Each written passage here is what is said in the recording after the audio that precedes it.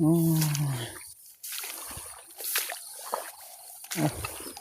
โบกนี่มีเยอะแตกอยู่เอ้าแต่ว่ากบบ่เข้าพี่น้องนี่โอ้ยมีคิดว่าบ่เข้าตัวหนึงเด้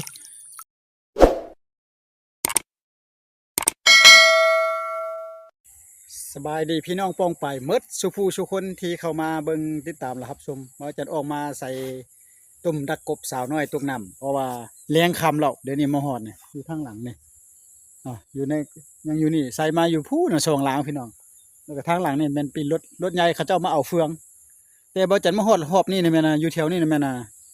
เขาเกี่ยวข้าวแล้วพี่น้องเอ้ยแต่ตอนบ่จันตอนนั้นมาน่ะบ่เห็นเกี่ยวข้าวเถื่อแล้วก็บ่จันบ่มาดูนล่ะบ่อนนี่น่ะก็มาไกลเติบพี่น้องก็จะเป็นให้พี่น้องเบิ่งพอนี่เนาะแถวนี่เขาเกี่ยวข้าวน้ำเอาออกหมดแล้วนี่ก็บ่ฮู้ว่าจะมีกบมีหอยบ่นี่เห็นบ่พี่น้องนั่นเนาะเขาออกหมดมาจันก็จะขอไปอนุญาตใส่อยู่นี่จัก2-3หลังก็จะเลาะใส่ก่อนพี่น้องเฮามาไกลได้พี่น้องฟ้าจะค่ำก่อนเด้อใส่แต่หลัง1-2หลังให้พี่น้องเบิ่ง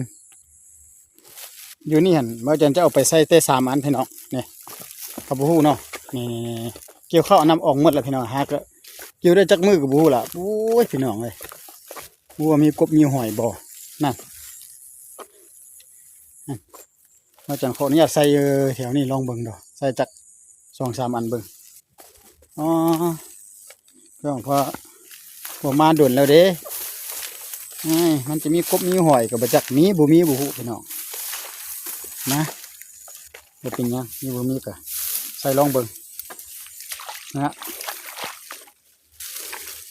อย่างแรกจะใส่อยู่นี่ปึ๊บ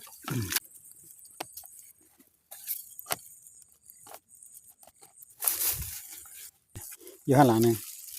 อยู่นี่หลังนึงดอกเด้อไปช่อหาบอนไซก่อนพี่น้อง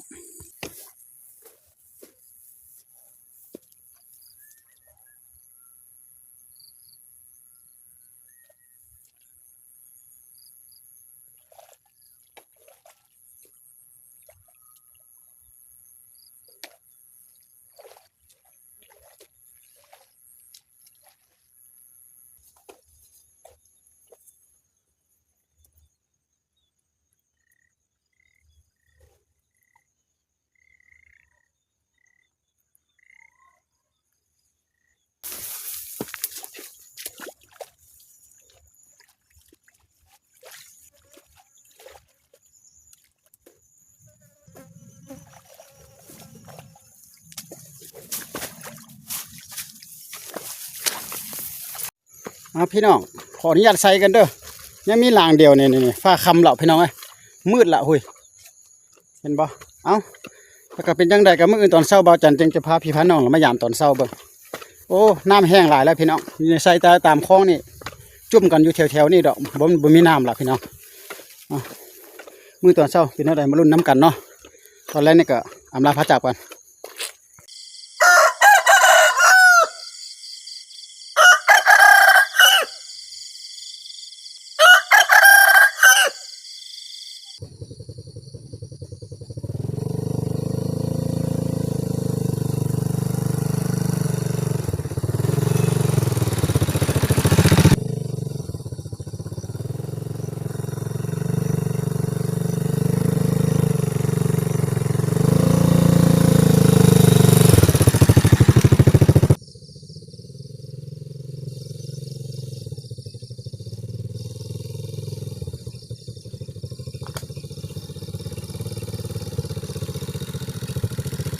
ทักทายสบายดีตอนเช้าพี่น้องที่เข้ามาเบิ่งแล้วครับชมเบาจันพาพี่น้องมายามตุ่มเด้อ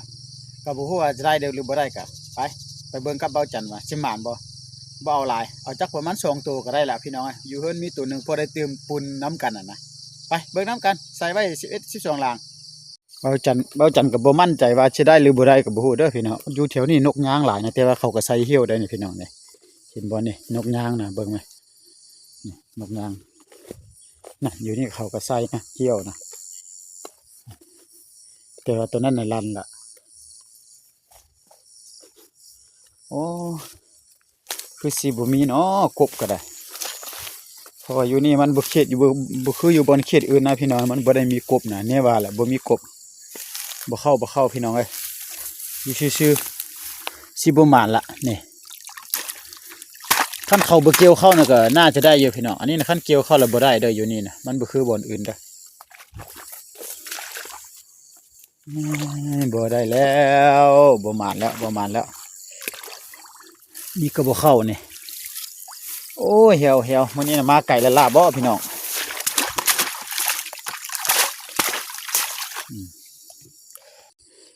อยู่นี่ก็ล้างนึงนะพี่น้องเบิ่งน้ำกันเด้อโอ้มื้อนี้น่ะมาไก่ละลาบ่พี่น้องมาเสียเที่ยวก็บ่จักเด้อแบบนี้นะนี่โอ้บ่มีบ่ได้พี่น้องบ่ได้กบบ่เข้าพี่น้องเอ้ยอยู่ซื่อๆนี่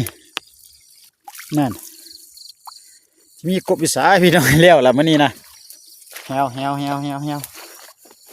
โอ้ย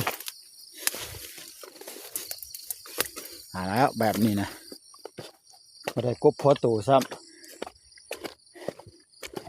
เบิ่งอยู่บวกนี่ก่อนในบวกนี่จะมีบ่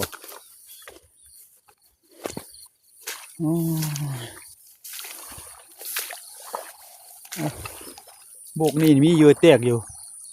แต่ว่ากบบ่เข้าพี่น้องนี่โอ้ยมีคิดว่าบ่เข้าตัวนึงเด้นี่บ่ใหญ่พี่น้อง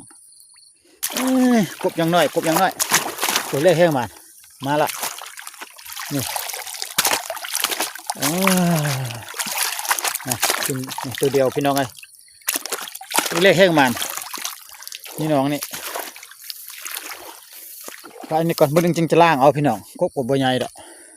อยู่นี่หลังหนึ่งนะ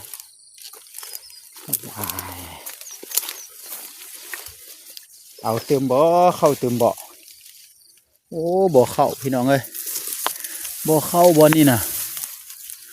คิดว่ามีนี่บ่เข้าพี่น้องแล้วเหี่ยวโอ้ย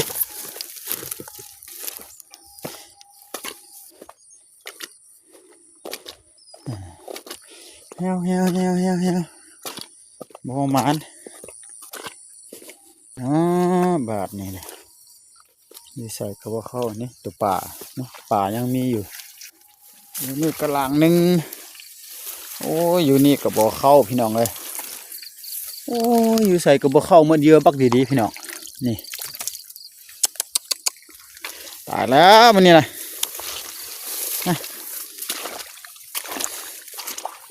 ไปหันก่อนมันหนึ่งล่างบาทเดียวนี่มีบ่นี่ก็มีหลังหนึ่ง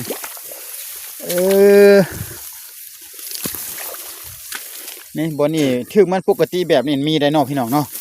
น้ำเป็นบวกแต่ยังบ่มีบ่เข้าเลยนี่บ่มีกบแล้วพี่น้องต้องได้ไปหาทางใหม่ยางขึ้นไปโอ้ยแล้วบ่มานละ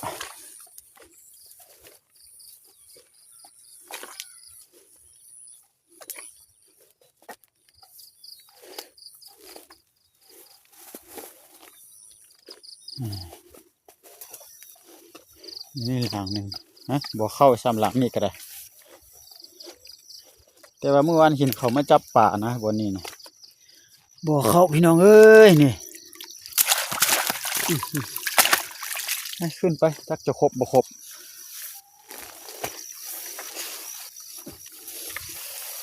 สิเมื่อเลยเด้พี่น้องต้มกบเฮานี่หลังนี่ก็บ่เข้าโอ้ยตายแล้วกบบ่มีนี่บ่มีกบ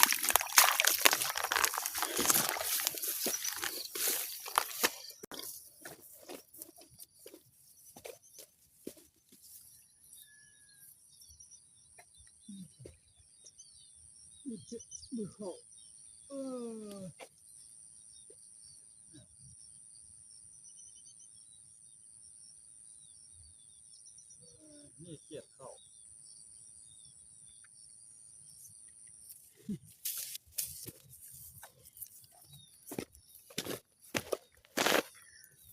เขียดน้อยตัวหนึ่งเนี่ยอยู่ในเนี่ยเขียดอันนี้นะบ่แม่นกบพี่น้อง